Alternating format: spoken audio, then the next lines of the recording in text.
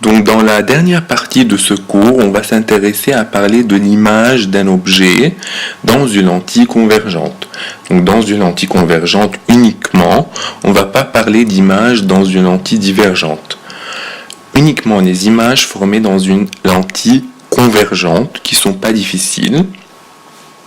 Donc pour construire l'image d'un objet dans une lentille convergente, on va utiliser les trois faisceaux ou les trois propriétés desquelles on a parlé dans une lentille convergente. Donc c'est-à-dire les propriétés suivantes.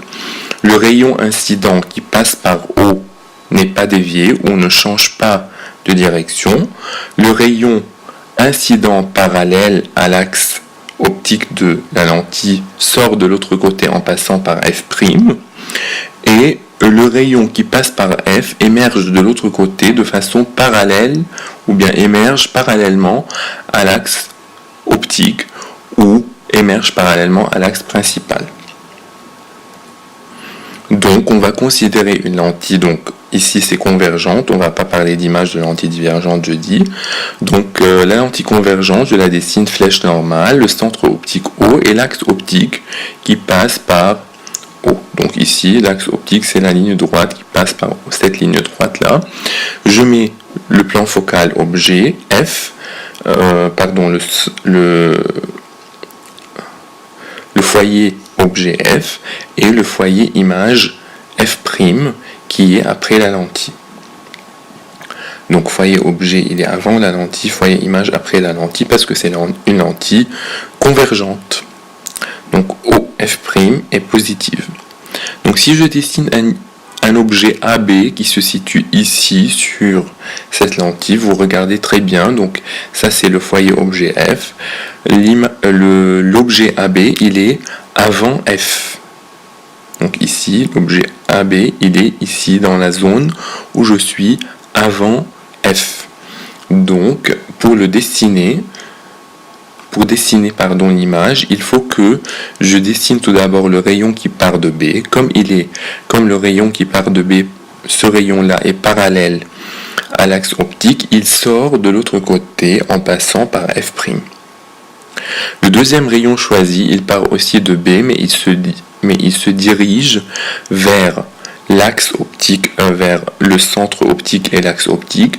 Donc il va sortir de l'autre côté sans changer de direction parce qu'il passe par O. Donc deux rayons. Le premier, c'est celui qui part de B parallèlement à l'axe optique, il sort par F'. Le deuxième, il part de B, il passe par O. Donc il continue son trajet sans changer de direction. Les deux se rencontrent en un point B'.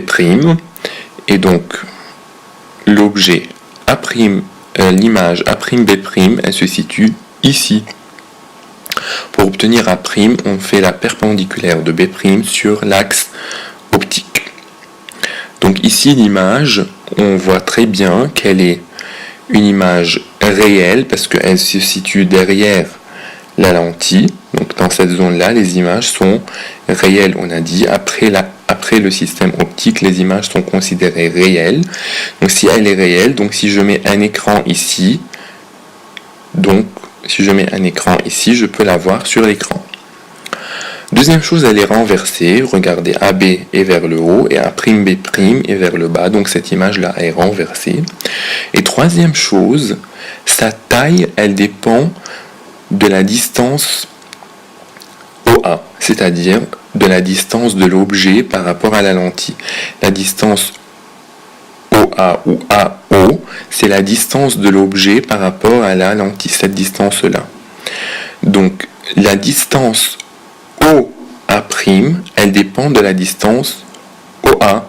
Si j'éloigne AB vers l'arrière, l'image A'B' se rapproche vers l'avant, se rapproche de la lentille. Si j'éloigne AB de la lentille, A'B' se rapproche de la lentille.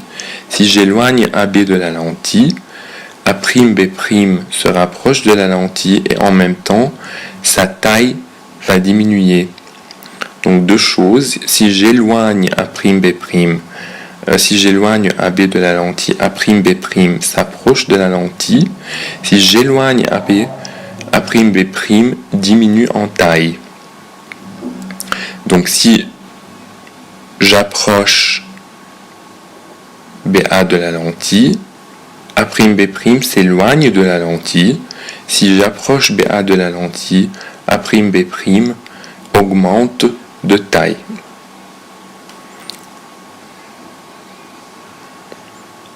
Jusqu'au moment où, si je continue à éloigner AB de la lentille, au moment où AB arrive à une distance de F, donc regardez OF et après FA sont égales. Donc OF et FA sont égales. Donc ici, je me situe à une distance de F de la lentille. Dans ce cas-là, si je construis l'image par les deux rayons parallèles et qui passent par le centre optique, j'obtiens une image A'B' dont la taille est égale exactement à la taille de AB.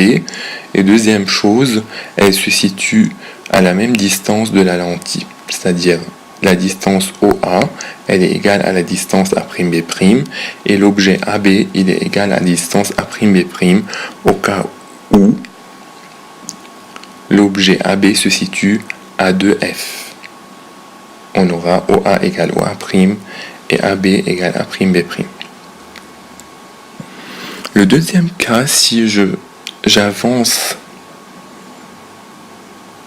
AB de façon à devenir devant F. Donc maintenant AB il se situe dans la zone FOF.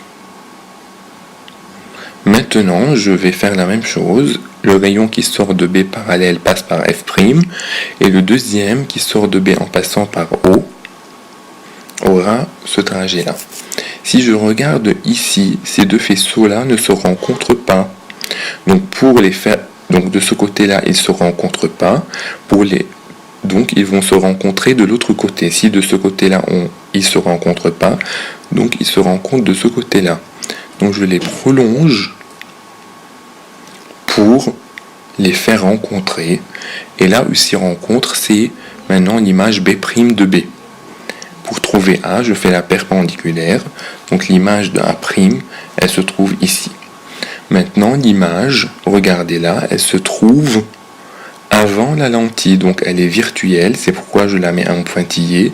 Ces deux rayons-là ne se rencontrent pas vraiment, donc je les prolonge pour qu'ils les rencontrent. Donc cette image-là est virtuelle parce qu'elle est avant la lentille et parce que les rayons-là ne se rencontrent pas et parce que je ne peux pas l'accueillir sur un écran. Donc au cas où la distance OA elle est inférieure à F, à la distance focale, A'B' sera une image virtuelle, elle sera droite et non renversée, et sa taille est toujours plus grande que AB.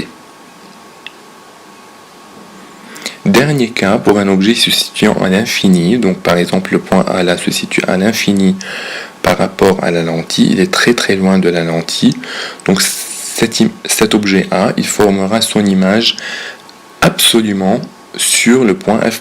Donc A', il est exactement sur F'. Merci d'avoir regardé ma vidéo et qui est un résumé pour vos chapitres et j'espère que vous allez pouvoir profiter pour étudier pour l'examen. Merci beaucoup et à bientôt dans une prochaine vidéo.